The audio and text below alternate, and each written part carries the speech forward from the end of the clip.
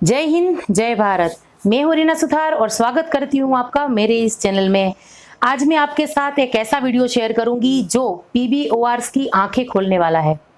और ऐसा मैं किस लिए कह रही हूं? देखिए, आप सब जानते हैं कि चाहे इक्वल एमएसपी का मुद्दा हो, एमएसपी का मुद्दा हो, विडो पेंशन का मुद्दा हो, डिसेबिलिटी पेंशन का मुद्दा हो, ऐसे हर मुद्दे में ओआर्स और जेसीओस के साथ अन्याय हुआ है। और इसकी वजह क्या है?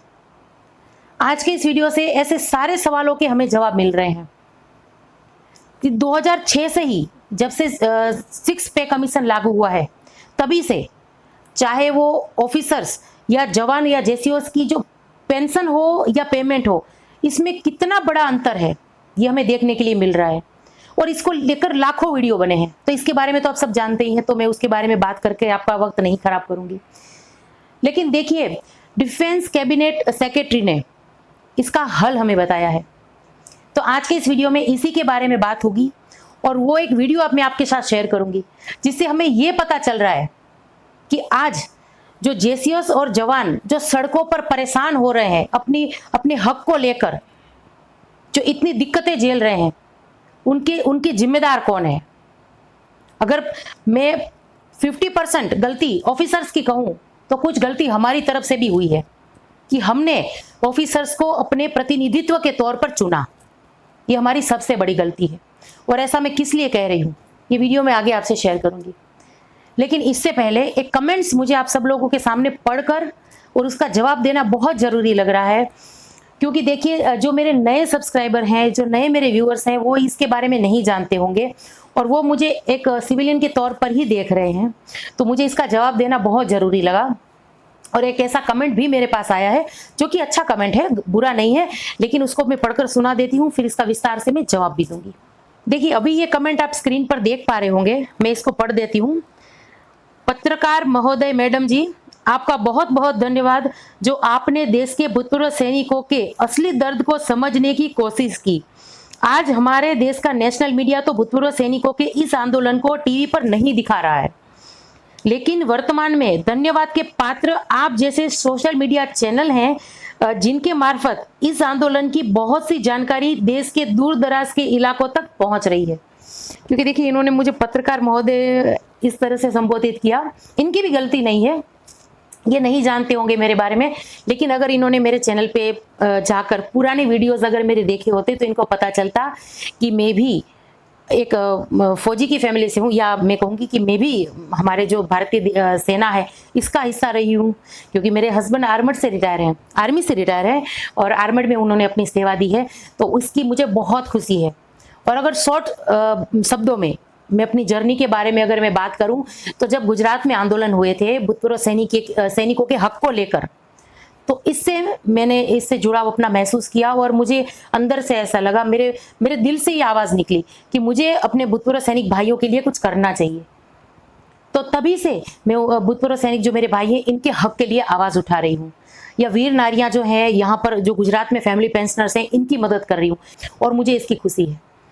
क्योंकि देखिए, मैं अपने हस्बैंड के साथ में बहुत रही हूँ फौज में, हमारी यूनिट में, और मैंने बहुत करीब से अगर मैं कहूँ कि जो मेरे भूतपूर्व सैनिक भाई हैं, इनका जो स्ट्रगल होता है ड्यूटी के दरमियान, चाहे मोबिलाइजेशन हो चाहे बीपीटी हो, मैंने बहुत नजदीक से इनका दर्द देखा है। घर से दूर रहते हैं, अपने परिवार से दूर रहते हैं, कितने कितने महीनों तक बच्चे का चेहरा भी नहीं देख पाते हैं, और फिर भी हंसते हंसते वो अपनी ड्यूटी देते हैं।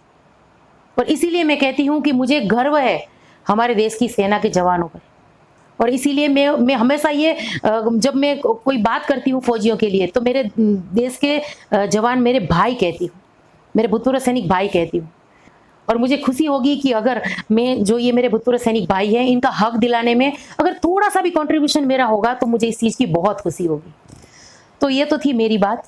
अगर अब मैं बात करूँ उस वीडियो के बारे में, जिसके बारे में वीडियो के शुरू में मैंने आप सबसे कहा था, तो देखिए, चाहे पे रिवीजन कमेटी हो या स्टैंडिंग कमेटी हो या पे कमीशन कमेटी हो, इन सभी में ऑफिसर्स का प्रतिनिधित्व क्यों होता है, वही हमें क्यों लीड करते हैं? ऐसे कुछ सवालों के साथ ये एक वीडियो है और इसमें हमें देखिए इसका जवाब भी मिल रहा है। अब वक्त आ गया है कि जो पीबीओआर है, इनको आगे आकर अपने हक के लिए इन सभी कमेटी में अपनी मेंबरशिप चाहिए। और जब भी ऐसी कमेटी होती है तो ऑफिसर से ज़्यादा ओआरस या जवान की वहाँ पर हाजिरी होनी चाहिए और अपनी बात रखनी चाहिए। मैं जानती हूँ कुछ लोग ये भी कहेंगे कि मैम जो अफसर, क्योंकि ऐसी मीटिंग है जाहिर सी बात है आईएएस ऑफिसर्स और उनके साथ होती है, तो ये लोग कहेंगे कि मैम ऑफिसर्स तो इंग्लिश बोल पाते हैं, हमने इससे क्या है, हिंदी हमारी मातृभाषा है। हमें अपनी बात रखना आना चाहिए। और मुझे आज खुशी है इस वीडियो को आप सब लोगों के साथ शेयर करने में। और जो अभी एकता अभी 3 अप्रैल की रैली में मेरे भूतपूर्व सैनिक भाइयों ने दिखाई है, इसी की भी मुझे खुशी है और इसी से मैं उम्मीद कर सकती हूँ कि हमें हमारा हक मिलेगा। तो इसी उम्मीद के साथ आज के इस वीडियो को यहीं पूरा करती हूँ। आप ये पूरा वीडियो देखिए और अगर मेरा वीडियो पसंद आया हो तो लाइक, शेयर एंड सब्सक्राइब कर दीजिएगा। जय हिंद। आज जो हम इकट्ठे हुए हैं, ये हम किसी को ताकत दिखाने या किसी का असुविधा पैदा करने के लिए नहीं हुए। हम अपने हक के लिए यहाँ पे इकट्ठे हुए हैं। आप सबको विदित होगा 2 महीने पहले OROP-2 रिवीजन का जो फॉर्मेट आया आपके सामने, उसमें आपने देखा होगा बहुत सारी रैंक तो उसमें से गए भी, और सिपाही से लेके और ऑनरी कैप्टन तक। मेरे ख्याल में लेफ्टिनेंट कैप्टन और सूबेदार साहब और सूबेदार मेजर, इनका तो कुछ बड़ा ही नहीं, बिल्कुल नहीं, जीरो है। और किसी का अगर बड़ा भी है तो वो उसको आप बड़ा नहीं कह सकते। ऑनरी फ्रैंक अफसर इसके बारे में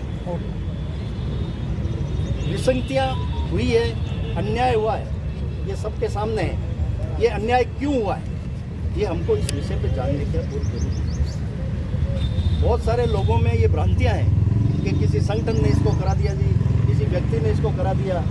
कोई भी संगठन या व्यक्ति मेरे ख्याल में अभी तक इतना प्रभावी नहीं हुआ है कि सरकार को डिगा सके। सरकार जो बैठी हुई है वो अपने हिसाब से काम करती है, लेकिन सरकार में जो कमेटी बनाई, स्टैंडिंग कमेटी होती है, उसमें कुछ सांसद होते हैं, कुछ ब्यूरोक्रेट्स होते हैं और कुछ सैन्य अधिकारी और कोई इसके एक्सपर्ट जो होते हैं आर्थिक नियोजन के, उन लोगों को बैठते हैं। वो जैसे रिकमेंडेशन देते हैं उसके आधार पे सरकार उसका मनन करती है, कुछ चीज़ें जोड़ती है, कुछ चीज़ें हटा देती है। लेकिन सबसे बड़ी जो खराब बात है या दुर्भाग्यपूर्ण बात है वो ये है कि उस कमेटी में आज तक, स्वतंत्र भारत के इतिहास में आज तक, बता रहा हूँ आज तक, टिल टुडे कोई भी PBOR का प्रतिनिधित्व नहीं रहा है। ये बहुत दुर्भाग्य की बात है। हम चिल्लाना बहुत जानते हैं, हम अंग्रेजी बहुत अच्छे बोलते हैं, लेकिन हमको ये पता नहीं है हमको करना क्या है। अभी मैं 3 दिन पहले डिफेंस कैबिनेट सेक्रेटरी से मिल के आया। हमने अपने रास्ते से हम मिले, हमने एक दरवाज़ा खुला हुआ है हमारा, उसके थ्रू हम जाके मिल के आए। उसने ये एक पॉइंट मुझे दिया, आपको भी शायद बहुत लोगों को पता नहीं होगा, मुझे भी पता नहीं था। उसने कहा सर आप जो दे रहे हैं पॉइंट 97% है, आप हम भी मान रहे हैं, इसमें मानने और नहीं मानने का तो कोई मतलब ही नहीं है। ये तो कागज़ में है, आप उस पर डालोगे गूगल पे, वो बता देगा सेना में कितने अधिकारी, कितने देशी, कितने हुआ है। लेकिन आप जब स्टैंडिंग कमेटी बनती है, पे कमीशन कमेटी बनती है, रिवीजन कमेटी बनती है, उसमें आपका तो प्रेजेंटेशन होता ही नहीं। आप सबसे पहली मांग ये मांगिए कि आपका 60% उसमें प्रतिनिधित्व हो। अगर 10 आदमी बैठते तो 6 आदमी 5 आदमी तो आपके बैठने चाहिए जो आपके हकों के बारे में बोले। क्योंकि एक बार जब नोटिफिकेशन जारी हो जाता है उसको पलटने के लिए बहुत सारा समय लगता है, बहुत सारी प्रक्रियाएं हैं। सरकार के पास सिर्फ हमारा या किसी भी संगठन का काम करने के लिए इतना समय नहीं है। आपको पता है उनकी प्राथमिकताएं अलग है। हम सब समझते हैं सरकार हमारी है, हमारी वो है, कोई किसी की नहीं है। हक के लिए आपको लड़ना पड़ेगा, आपको जूझना पड़ेगा, आपको खर्चा करना पड़ेगा, आपको अपने आप को दबाना पड़ेगा। मैं बोलूँ मैं वहाँ जाके आया, मैं वहाँ के जाके आया, नगण्य है जब तक आप रिजल्ट ओरिएंटेड नहीं होते। आपका रिजल्ट नहीं आता, मेरा दिल्ली जाना, मेरा बम्बई जाना, मेरा जंतर मंतर पे जाना नहीं जाना कोई वायदा नहीं रखता है, कोई मायने नहीं रखता है। कैप्टन साहब मांग क्या? हमारी मांग है 7वां पे आयोग 2015 में डिक्लेयर किया। उस समय एक कमेटी बैठी थी जो इसमें विसंगतियाँ थी उनको दूर करे और हर 5 साल के बाद में रिवीजन हो। रिवीजन का मतलब एक रैंक एक पे। आज जो सेना में सूबेदार है और रिटायर्ड सूबेदार दोनों का पे स्केल एक बराबर होना चाहिए। 1 रैंक 1 पेंशन का मतलब ये है। वो रिवीजन जो हुआ आपको पता है कोविड की वजह से थोड़ा लेट हुआ, तो उसका अभी टाइम वही है, ये है 1 हमारे जुलाई 19 से लागू है। लेकिन उसमें अभी जो रिवीजन में लोग बैठे थे वो लोग मैं कहूँगा वो मानसिक तौर पे दिवालिया थे बिल्कुल। और कुछ ऐसे लोग थे जिनके पिछवाड़े पे लात मारी हुई थी, जो हमारे नीचे वालों को देख के भी खुश नहीं थे। मैं बिल्कुल स्पष्ट कहना चाहता हूँ, ये जिनके फौज ने लात मारी वो लोग उसमें बैठे हुए थे। तो उन्होंने, आप उनसे कैसे उम्मीद कर सकते हैं वो आपका भला करेंगे। उन्होंने उनको गलत तरीके से सरकार को गाइड किया और सरकार ने निर्णय ले लिया। हम सबको तब पता चला जब ये निर्णय बाहर आया। मैं आपको एक उदाहरण बताता हूँ। जब 7th पे कमीशन आया तो हमको एक फॉर्मूला दिया गया था 2.57, वो सबके लिए लागू था, ऑफिसर्स के लिए भी, जैसे जवान के लिए भी। और हम लोग बड़े खुश थे कि भाई सबका बराबर बढ़ रहा है। लेकिन पिछले दरवाजे से उन्होंने क्या किया, जो सर्विंग ऑफिसर थे उनको 281 में डाल 2.81 में डाल दिया। वो आपको भी पता नहीं था, हमको भी पता नहीं था, अफसरों को सबको पता, अफसर्स को पता था, उनको पता था कि आप 5 साल बैठे रहिए। क्यों अभी हल्ला करोगे तो ये और चिल्लाएंगे। जब रिवीजन होगा आपको इसमें ले लिया जाएगा, आपको एरियर मिल जाएगा। उनको एरियर मिल गया 3-3, 4-4 लाख रुपए, तो उन्होंने उस दरवाजे से ले लिया। हम चाहते हैं सबको समान रैंक, समान वेतन, हमको MSP मिलिट्री सर्विस, कोई बात नहीं, आपको टाइम देंगे, खूब टाइम और रोक लेंगे। मिलिट्री सर्विस पे आपको पता है आप लोग बीच में ना बोलो, है ना, तो आप कमेंट कर रहे हो। कोई चीज छूटेगी आप बोलेगा, आपको टाइम देंगे, कोई चीज छूटेगी आप बोलो। MSP का मांगे बता दीजिए। MSP जो है हमको इक्वल चाहिए। मुझे 15,600 रुपये मिलता है, पर मैं चाहता हूँ कि एक सिपाही को भी वही मिले। बिल्कुल, और ये सबको चाहना चाहिए। क्यों, मैं तो चाहता हूँ उसको 25,000 मिलना चाहिए। सिपाही हमसे ज़्यादा तकलीफ में रहता है, जिसकी जितनी ज़्यादा तकलीफ है उसको अलाउंस है उस हिसाब से मिलना चाहिए। जितने भी अलाउंसेज हैं, हैजर्ड अलाउंस, चाहे वो सीएचएन अलाउंस है, ILT अलाउंस है, चाहे CIOP अलाउंस है, चाहे डिसेबिलिटी अलाउंस है, या और अन्य जितने भी भत्ते हैं, वो सबके समान तौर पे होना चाहिए। हम किसी के विरुद्ध नहीं है। हम अगर वो ऑफिसर डायरेक्ट गया है, उसकी सैलरी हमसे ज़्यादा है, हम उस पर कोई कमेंट्स करना नहीं चाहते। उसकी काबिलियत थी, वो चला गया, उसकी सैलरी, उसकी बेसिक 90,000 है। हम उसको नहीं कह रहे कि हमारी 90,000 कर दो, लेकिन बाकी जो तकलीफ है उसका तो अलाउंस बराबर मिलना चाहिए। जो एक पीस एरिया में पूरी नौकरी करता है उसको भी उतना ही है। एक सिपाही डिसेबल हो गया, उसको सीधा घर, वो नौकरी नहीं कर सकते। अफसर इन्फेंट्री में हो गया, ऑर्डिनेंस में चला गया जी, वो AC में चला गया जी, वो जनरल भी बन जाता।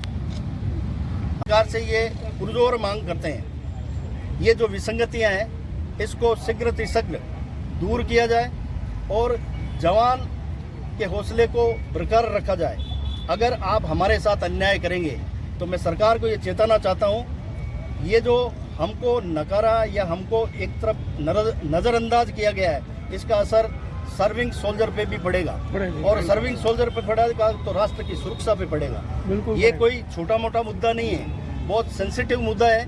इस सेंसिटिव मुद्दे को आप उस प्राथमिकता से सुलझाएं तो अच्छा रहेगा, वरना आगे आने वाले चुनाव में आपको सब पता चल जाएगा क्या नतीजा होता है। अगर कोई आपको सर पे बैठा सकता है तो आपको जूतों के पास भी बैठा सकता है। इतनी ताकत आप सबकी ताकत है। ये हमारी अभी मैं एक आप जितना भी है, जितनी भी विसंगतियां हमने इसमें डाली हुई है, आप लोग पढ़िए धैर्य से, और उसके ऊपर आपको लगता है एक ये पॉइंट भी आना चाहिए। ये कोई फाइनल ज्ञापन नहीं है। इस तरह के ज्ञापन बहुत जाएंगे, जब तक नहीं होंगे तब तक हम लगे हुए हैं। रक्षा मंत्री जी से मिलने भी जाएंगे हम लोग, अलग से टाइम लिया हमने, चीफ के साथ बैठेंगे। हम अकेले रक्षा मंत्री से नहीं बैठेंगे, क्योंकि अकेला अब ये कैबिनेट मंत्री से मिलने का ये था, जब भी कोई जाता है वो कहता मुझे टाइम दो जी 7 दिन का, मैं इसके बारे में पूरा रीडिंग करूंगा फिर आपको बुलाऊंगा। तो हमने उनको पहले ही बता दिया, आप इसकी स्टडी कीजिए, उसके बाद रक्षा मंत्री जी से मिलेंगे। धन्यवाद, जय हिंद।